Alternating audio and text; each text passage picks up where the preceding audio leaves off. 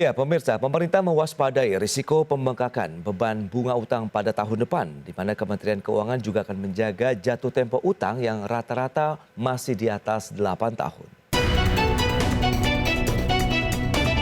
Menteri Keuangan Sri Mulyani terus mewaspadai risiko pembengkakan beban bunga utang pemerintah seiring dengan meningkatnya risiko depresiasi nilai tukar rupiah pada tahun depan.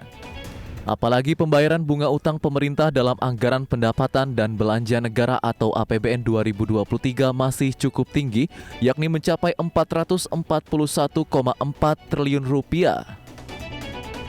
Sri Mulyani mengatakan, ada dua risiko yang akan memengaruhi strategi pembiayaan pada tahun depan, yakni cost of funds serta depresiasi nilai tukar atau exchange rate risk. Di sisi lain, pemerintah juga masih menjaga jatuh tempo utang yang rata-rata masih di atas 8 tahun. Pembiayaan tahun depan, kita tahu dengan tren kenaikan suku bunga dan dolar yang menguat, maka kita harus melihat dua risiko yang harus kita perhatikan, yaitu cost of fund yang meningkat dan exchange rate risk. Kita juga masih mempermulus atau menjaga jatuh temponya utang kita yang rata-rata masih di atas 8 tahun, jadi cukup baik. Sementara itu, beban fiskal dalam menanggung bunga utang pemerintah akan semakin berat karena mulai tahun depan skema burden sharing bersama Bank Indonesia tidak akan dijalankan seperti dalam 3 tahun terakhir. Sejalan dengan itu, Kementerian Keuangan pun akan mengoptimalisasi sisa lebih pembiayaan anggaran atau SILPA 2022 yang bisa digunakan pada tahun depan dan meningkatkan porsi pembiayaan yang tidak rawan guncangan volatilitas pasar. Jakarta, Tim Liputan IDX Channel. Ya, pemirsa, untuk membahas tema kita kali ini, pemerintah waspadai risiko pembengkakan beban utang, maksud kami beban bunga utang. Kita sudah tersambung melalui Zoom bersama dengan Bapak Andreas Moro. Beliau adalah Kepala Ekonom PT Bank Mandiri Persero Tbk. Selamat pagi, Pak Andri. Ya, halo? Ya, halo. Selamat pagi. Baik, kami masih mencoba untuk menghubungi Bapak Andreas Moro, Kepala Ekonom PT Bank Mandiri Persero Tbk, terkait dengan bagaimana upaya pemerintah untuk menjaga tadi beban bunga utang di Indonesia. Ya, halo Pak Andri. Halo Mas Pras. Ya, selamat pagi Pak. Selamat pagi. Salam sehat. Salam sehat selalu. Baik, terima kasih. Ini kalau kita bicara mengenai beban utang, kemudian juga tingkat utang yang cukup hangat kalau kita bicarakan begitu, kayak karena pemerintah kemudian masyarakat juga mulai bertanya-tanya begitu, seberapa kuat sih sebenarnya beban APBN maupun kemampuan pemerintah begitu dalam mengelola utang yang cukup besar ini. Dari pandangan Anda Pak Andri, bagaimana nih? Tadi Bu Sri Mulyani sudah menyatakan juga pemerintah mewaspadai dari bunga utang seiring dengan meningkatnya risiko dari depresiasi nilai tukar rupiah. Silakan Pak Andri. Ya, baik. Terima kasih Mas Pras. Jadi kalau kita bicara bagaimana strategi pembayaran bunga utang dan resiko ketika menghadapi tahun 2023 dengan beban bunga utang tadi yang disampaikan Ibu Menteri Keuangan sebesar 441,4 triliun. Memang kita melihat bahwa tantangan ke depan adalah masih akan ada naiknya suku bunga acuan, terutama kenaikan suku bunga acuan di Amerika Serikat, ya, Fed Fund Rate. Oke. Kalau kita bicara tentu saja beban atau resiko pembayaran bunga utang ada dua, tadi juga disampaikan oleh Bu Menkyu, ya. Yang pertama dari resiko nilai tukar, yang kedua adalah dari resiko kenaikan suku bunga acuan. Yang pertama kita bahas kenaikan suku bunga acuan. Memang 2023 kalau kita lihat dari trajektori dan directions Bank Sentral Amerika Serikat, 2023 ini adalah tahun di mana kita akan melihat suku bunga acuan Amerika Serikat mencapai peak-nya. Kalau dari guidance yang terakhir, kita lihat bagaimana kenaikan suku bunga acuan di 2022 mencapai 4,5% dari 0,25% di tahun 2021. Kemudian ekspektasinya dari FOMC meeting yang terakhir adalah akan naik kembali, ekspektasinya 3 kali, ya, kalau setiap kenaikan sebesar 25 basis ke kisaran 5,25%.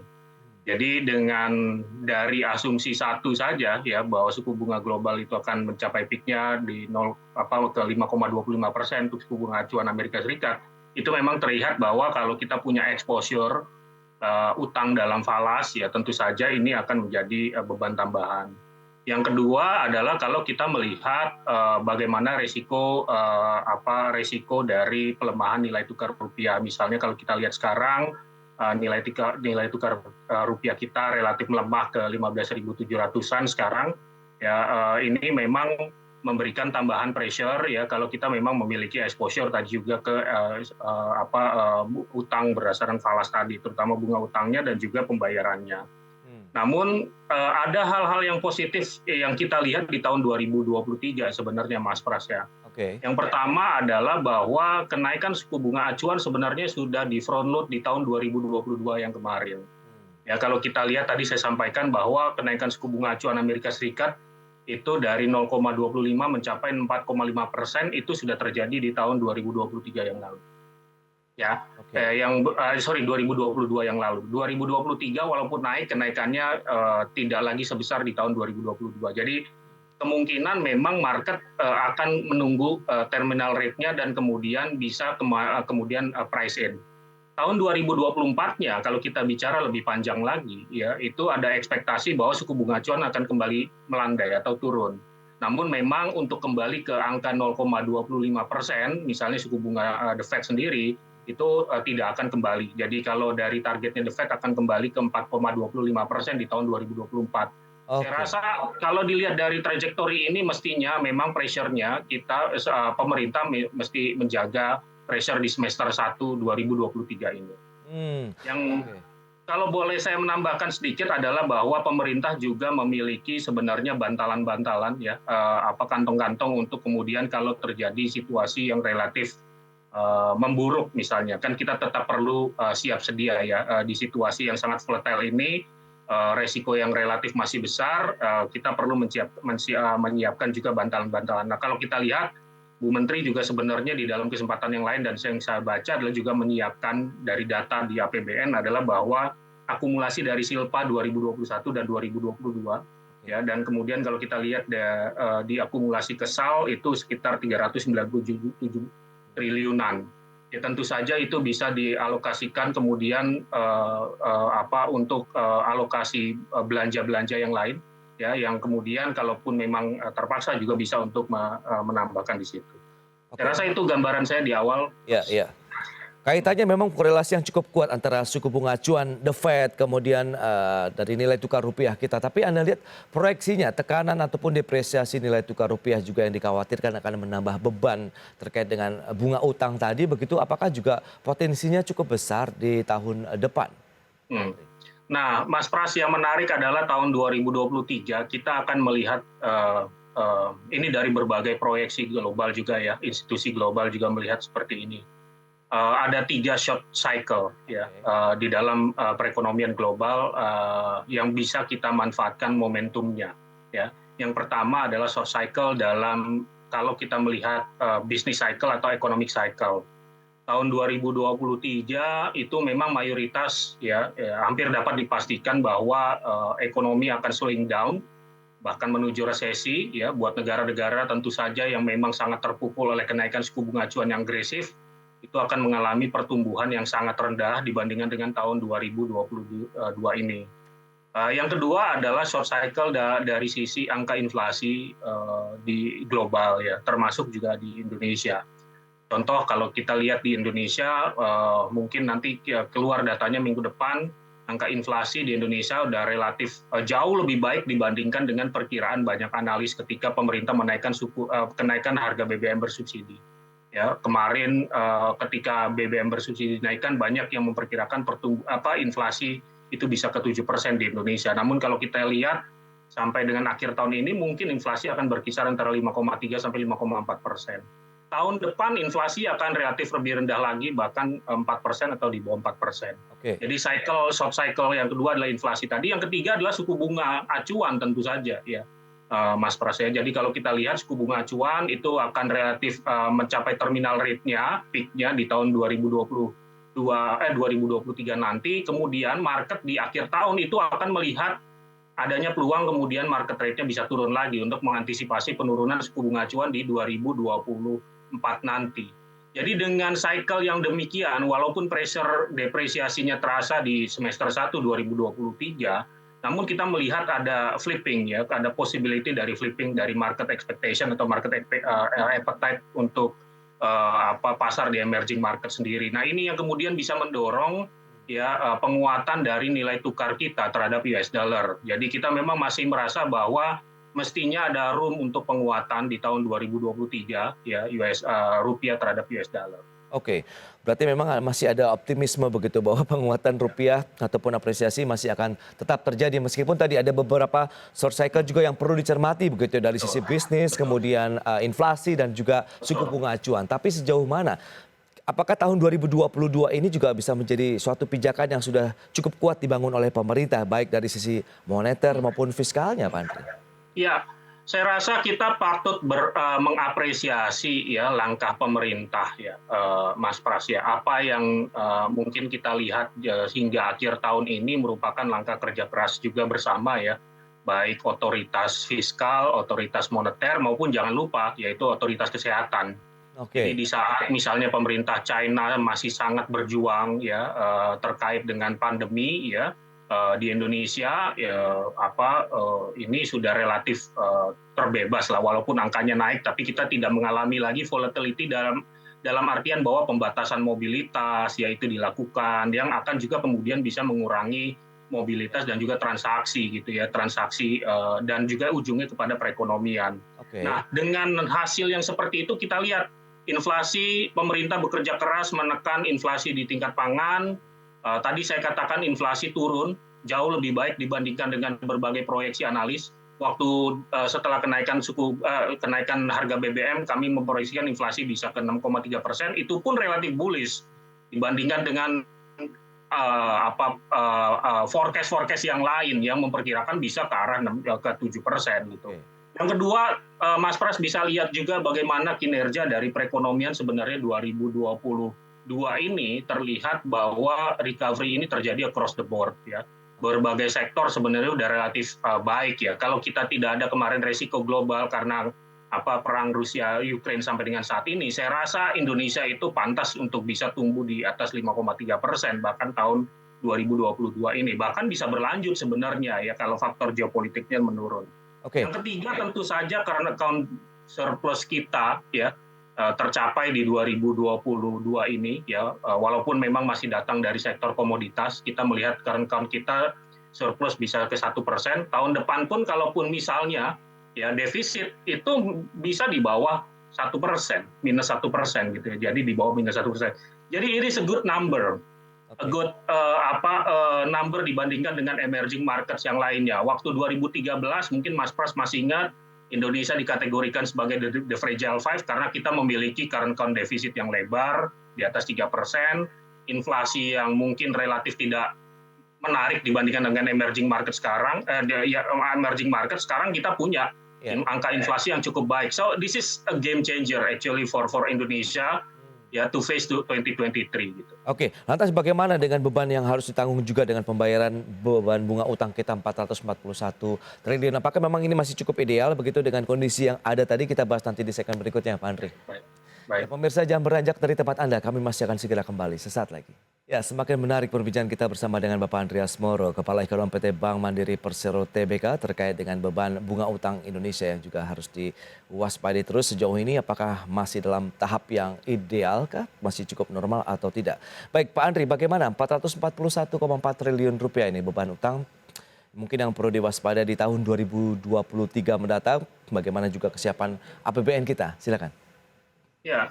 Jadi kalau kita lihat ya dengan postur APBN yang ada untuk tahun 2023, saya rasa pemerintah yang pertama ya pemerintah sangat memperhatikan berbagai resiko yang ada. Ya. Ini tercermin dari bagaimana mereka mengalokasikan, bagaimana pemerintah mengalokasikan berbagai bantalan ya kemudian untuk mempertahankan pertumbuhan ekonomi supaya tidak jatuh terlampau dalam.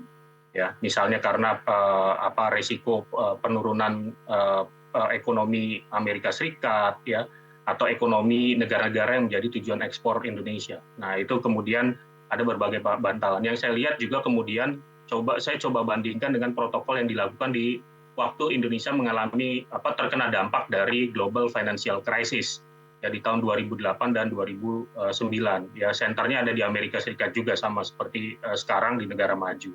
Nah, waktu itu pemerintah mengalokasikan banyak untuk social safety net ya dan juga kemudian mendorong supaya tetap ya pekerja yang kemudian kehilangan pekerjaannya bisa bekerja dengan mengerjakan proyek-proyek pemerintah.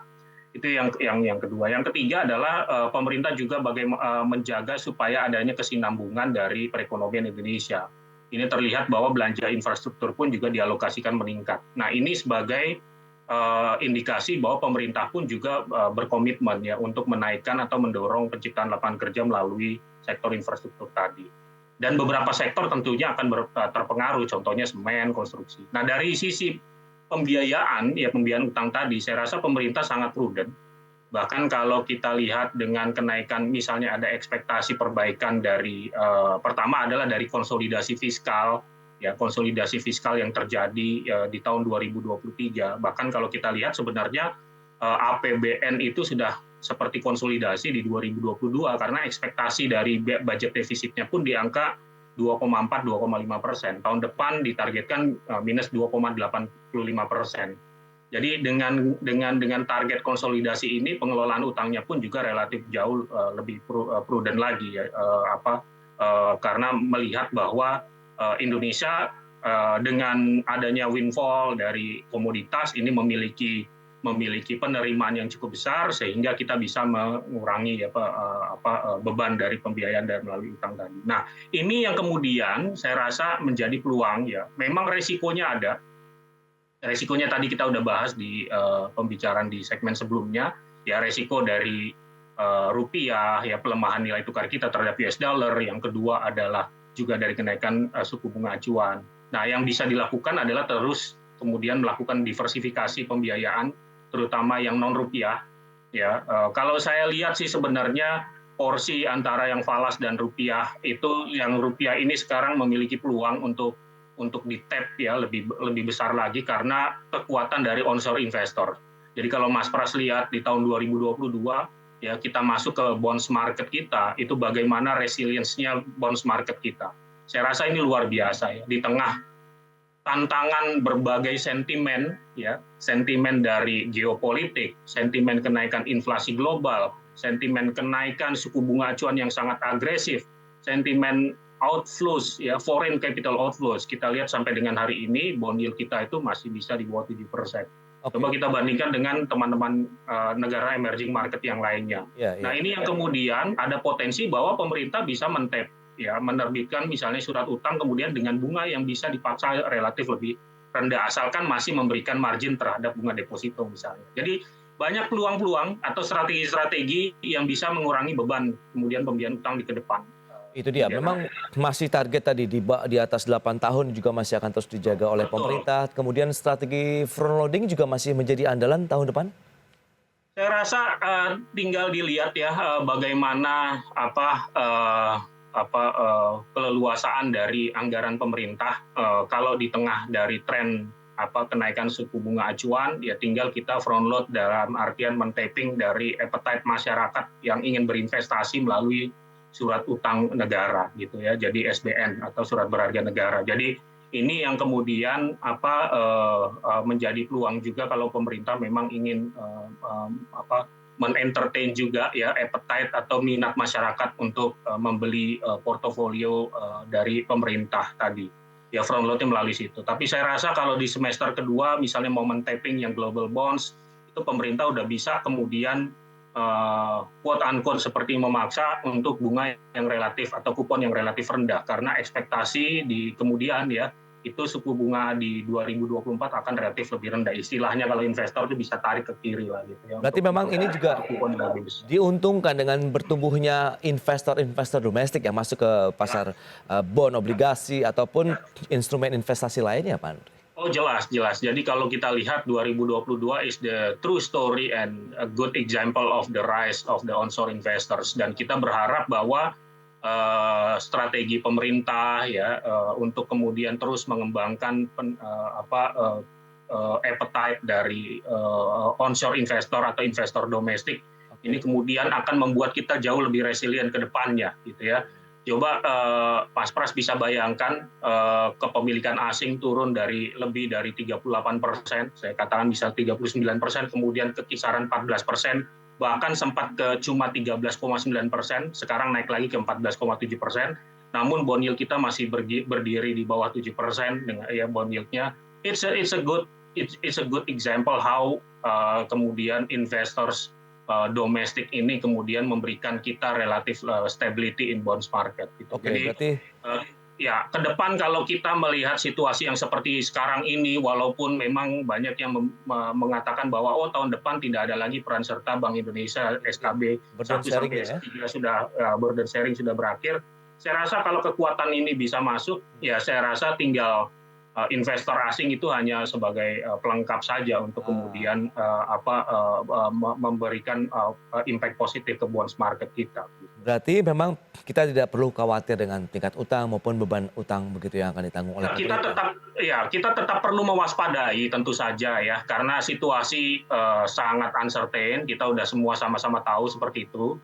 Namun yang perlu kita lihat tadi adalah bagaimana kemudian mengoptimalkan short cycle dari GDP, inflation dan juga interest rate ini untuk kemudian memberikan keuntungan ya buat pemerintah dan juga bisnis. Baik, nampaknya masih tetap optimis karena sudah membuat satu pijakan yang kuat di tahun 2022 Ya. sehingga diharapkan lebih ringan ya kita dalam menghadapi tahun 2023 mendatang. Ya. Pak Andri, terima kasih banyak ini atas waktu dan sharing serta insight yang Anda berikan kepada pemirsa IDX Channel. Selamat melanjutkan aktivitas Anda kembali. Salam sehat, Pak Andri. Terima kasih. Thank you. Salam sehat selalu Mas Pras dan teman-teman.